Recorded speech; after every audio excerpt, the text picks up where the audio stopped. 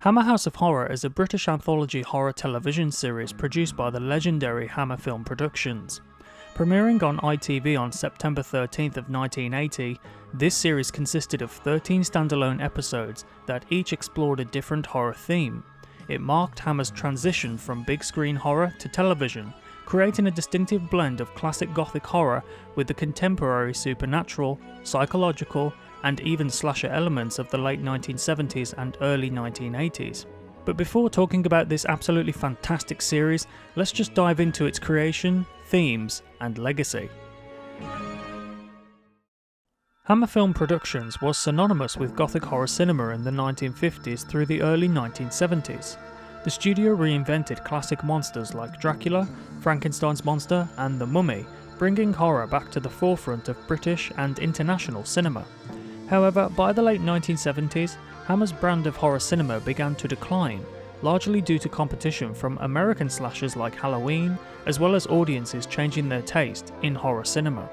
As the traditional horror market began to decline, Hammer saw an opportunity in the growing popularity of horror television and anthology shows. Inspired by the success of American series like Night Gallery and British counterparts such as Tales of the Unexpected, Hammer aimed to reinvent their classic style for a new audience. Hammer House of Horror was co-produced by ITC Entertainment. The series was created and produced by Roy Skeggs, who had been a long-time associate of Hammer. Its episodes were helmed by various directors including Peter Safety and Alan Gibson, both of whom had directed feature films for Hammer in the past. The series contains 13 episodes, each approximately 50 minutes long. While these episodes were thematically diverse, they usually revolved around eerie supernatural occurrences, psychological terror, and monstrous threats in domestic settings. What set Hammer House of Horror apart from the studio's older works was that it focuses on contemporary horror set in the real world of the 1980s, but with elements of the studio's traditional gothic style.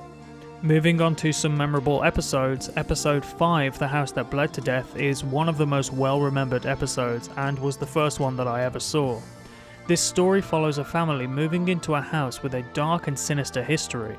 It blends psychological horror with a ghost story element and features a shocking scene involving a child's birthday party. This episode is emblematic of Hammer's updated approach to horror, taking classic haunted house themes and giving them a contemporary twist. Episode 7, The Silent Scream, features the iconic Hammer veteran Peter Cushing. This episode is an absolute standout in the series.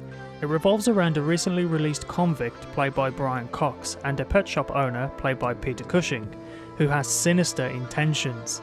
It explores themes of captivity and psychological manipulation, drawing comparisons to real-world fears of control and confinement. Episode 11, The Two Faces of Evil, is a really disturbing and surreal episode. This story follows a family on a road trip who pick up a hitchhiker during a storm. A sudden attack leads to a horrifying series of events in which the husband is replaced by an evil doppelganger. The episode's eerie atmosphere, dreamlike cinematography, and unsettling ambiguity make it one of the most terrifying in the series. Episode 8, Children of the Full Moon, is a werewolf-centric tale which plays heavily on the tension between the rural and the urban, a common theme in British horror. The episode is eerie and atmospheric, employing a slow build-up to its horrifying conclusion. And finishing off the notable episodes, we have Episode 1, titled Witching Time. The premiere episode set the tone for the series, with a 17th century witch materializing in the home of a 20th century composer. This episode was notable for directly referencing Hammer's gothic past while simultaneously experimenting with contemporary horror elements. Though made on a modest budget by today's standards, Hammer House of Horror was richly produced for a television series of its time. However, the series was not overly reliant on gothic visuals. It incorporated modern suburban and urban settings to reflect a world more familiar to its contemporary audience. This was a clear shift from Hammer's earlier period settings. The use of violence and gore was also more explicit in the series than in earlier Hammer films.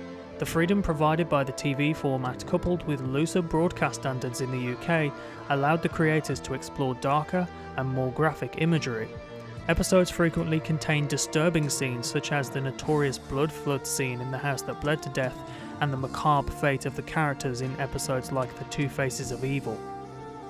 The series as a whole is thematically consistent in its exploration of supernatural forces and human vulnerability. Some common themes include fear of the unknown, psychological horror, suburban horror, and moral consequences.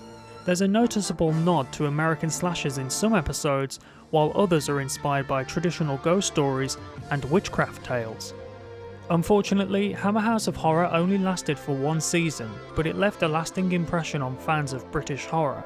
It managed to retain Hammer's legacy while adapting to the changing tastes of the 1980s audience. The series has since been released on DVD and Blu-ray, keeping it accessible to new generations of horror fans. It's often considered as an underrated gem of British horror television, capturing a traditional period in horror history where filmmakers were finding new ways to explore old themes. The series also showcased the flexibility of Hammer's storytelling, demonstrating that the studio was more than just gothic horror. Although Hammer Film Productions would not return to prominence until much later, with films such as The Woman in Black and Let Me In, Hammer House of Horror is remembered as an innovative attempt to bring the studio's horror sensibilities to television. In conclusion, Hammer House of Horror stands as a bridge between Hammer's iconic past and the modern horror landscape. It captures a unique moment in British horror history, combining classic supernatural storytelling with contemporary themes and settings. For horror enthusiasts, this series offers an engaging blend of gothic sensibilities and psychological terror, all presented with Hammer's signature style.